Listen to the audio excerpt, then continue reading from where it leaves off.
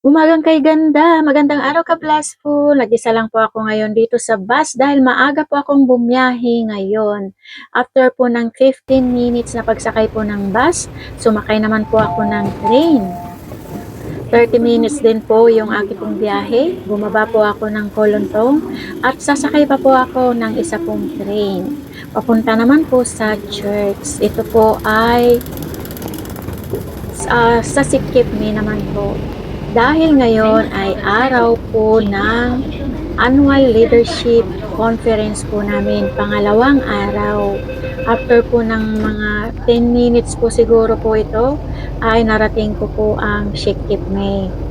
At pagbaba ko po ng MTR ay ito nga po, nasa lubong ko po si Nay Juan. Papunta rin po ng church. Iyan, at kami po ay nag-escalator, nag-exit, at ito na po ay naglalakad po kami.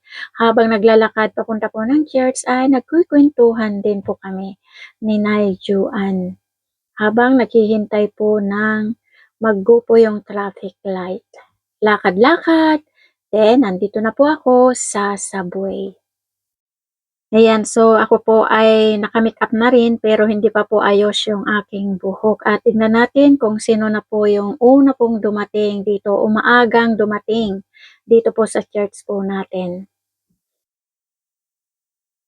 Dahil alam ko hindi po ako yung maaga na dumating po dito, unang dumating dahil marami po kami ngayon. At ayan nga po ay sila ay nagbibihis na po at nag-aayos na po ng kanila pong mga buhok.